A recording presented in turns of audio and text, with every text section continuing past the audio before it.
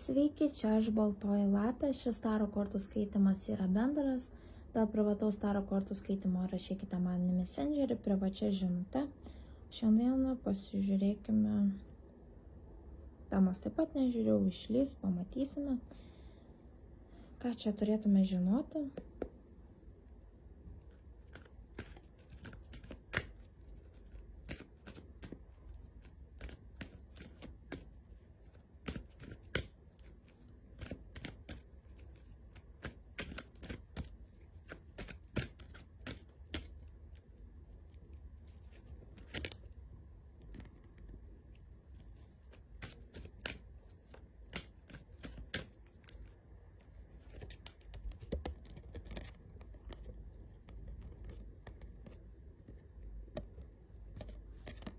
Sako, paleiskit neigiamus jausmus, paleiskite nuoskaudas. Paleiskite visas nuoskaudas, traumas, kurios plėšo jūsų širdį.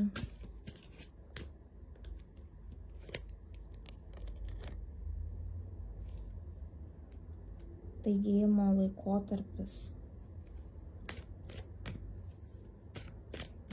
Jums reikia pradėti gyti ir eiti į sėkmę. Per ilgai užsibuvote neigiamuose jausmuose, traumose, kurias reikia gydyti. Jūs turite tai paleisti, kad ateitumėte į sėkmę savo gyvenime, pasiektumėt kažką.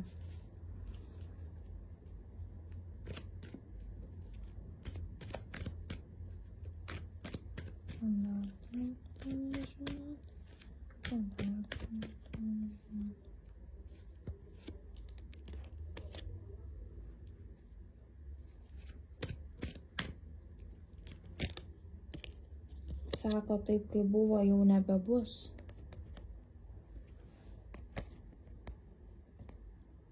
Kad jautėtės vieniši, taip nebebus. Pas jūs ateina laimė, sėkmė. Tai, ko jūs nusipelnėte.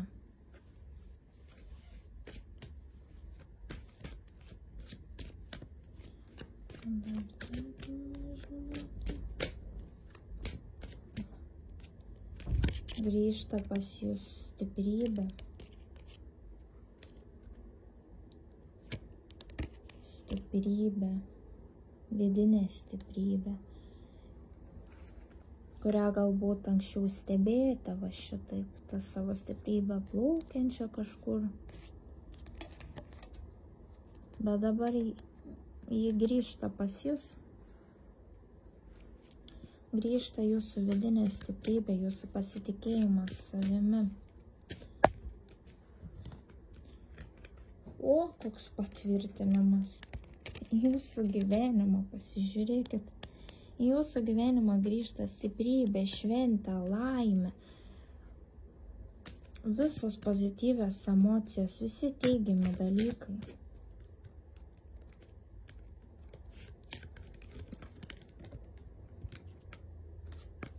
Bet sako, norint visą tai išlaikyti ir tai pasiekti, nepatingėkit dirbti. Nepatingėkit padirbti su savimi. Išdirbti savo šešėlinę pusę, darbą su kuo? Darbą su artimu žmogumi. Čia kas sielos dvynių istorija? Landa. Bendraukite su artimu žmogumi, jums mylimasis galbūt. Taip, jeigu sielos dvynius, to nebus mylimasis. Sako, jūs turit potencialą, jūs galite kartu pasiekti tokį, kokį gyventi ir pasiekti tokį, kokį norit turėti gyvenimą, galimybės. Tiesiog jūs turite bendradarbiauti, jūs turite paleisti savo neigiamas emocijas, traumas, išdirbti tą savo šešėlinę pusę. Sako, laikas pradėti gyti. Laikas pradėti gyti, kad galėtumėt susijungti. Tai čia sielos dvynių istorija.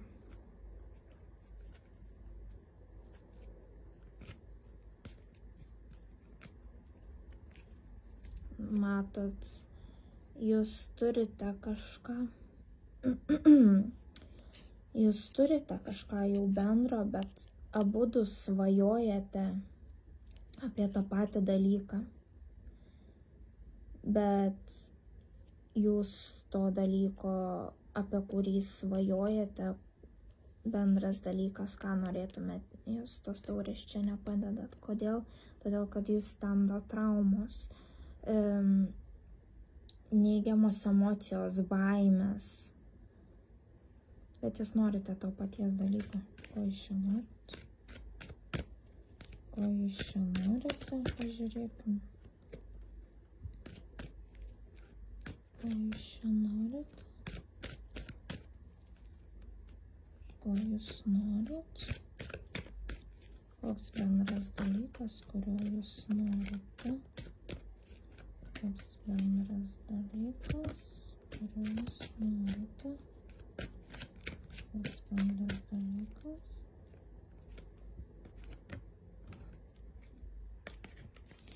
Kaip gražu.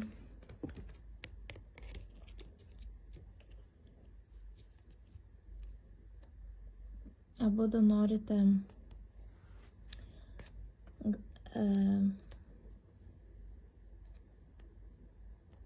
gauti tai, ką duodate. Turite išmokti gavimo ir davimo procesą. Matot, va kaip ir lenda, kūrybinė energija. Moteris yra ta, kuri kūrė energiją, ta, kuri padaugina siunčiama energija. Taigi, jeigu vyras duoda neigiamą energiją, neigiami veiksmai, moteris padaugina ir siunčia tą energiją vyrui atgal. Ir tas pats su teigiamas dalykas, teigiamomis emocijomis, veiksmais ir taip toliau. Norite išmokti, turite išmokti ar norite viens kitam tai, ką duodate, tą ir gauti. Gavimo ir davimo procesas. Ir vat, apie ką dar svajojate, jūsų bendra svajonė, kūrybinė energija ir šeima. Jūs abudu svajojate apie šeimą. Jūs abudu svajojate galbūt turėti vaikų. Jūs esate abudu šeimyniški žmonės, kūrybingi žmonės, pas jūs labai stipri kūrybinė energija, bet kad išsipildytų jūsų svajonę ir kartu turėtumėt šeimą, jūs turite pereiti traumas, kurios jūs stamdo, tas šešėlinis darbas, traumos, nuoskaudos, baimės. Kiek matau, jūsų bendra svajonė turėti šeimą, bet jūs bijote. Baimės buvo, rodo. Kaip ir pasakojau, turit praeiti. Jūs norite šeimos, bet jūs abudu bijote, abudu esate galimai nukentėję. Taip čia bus sielos dvynių istorija. Vienas kitam atspindit traumas, nuoskaudas ir jums abiem reikia tai paleisti, kad galėt panaikinti baimės, išdirbti tą savo šešėlinę pusę, kad kartu pasiektumėte tai, apie ką jūs svajojate. Tai bendra šeima. Taigi, palinkėsiu sėkmės. Tikiuosi, jūs išdirbsite savo šešėlinę abudu pusę ir kad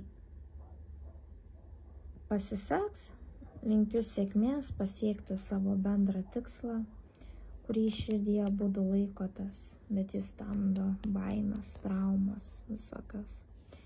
Tai linkiu, kad jums pasisektų. Taigi, ačiū, kad buvote su manimi, komentuokit, su kuo rezonavo. Taip pat primenu susipažinimui esu kėlusi knygos Kvantinio kario sąmonės ateitis santraukas, vakar įkėliau 3 santrauką, galit paskaityti, susipažinti ir klauskit, komentuokit, siūlykit temas, apie ką norėtumėt, kad plačiau aš pakalbėčiau, parašyčiau straipsnį, nes aš pasiėmiau šią knygą tam, kad kaip susipažinimui su tuo, kas vyksta aplink mus.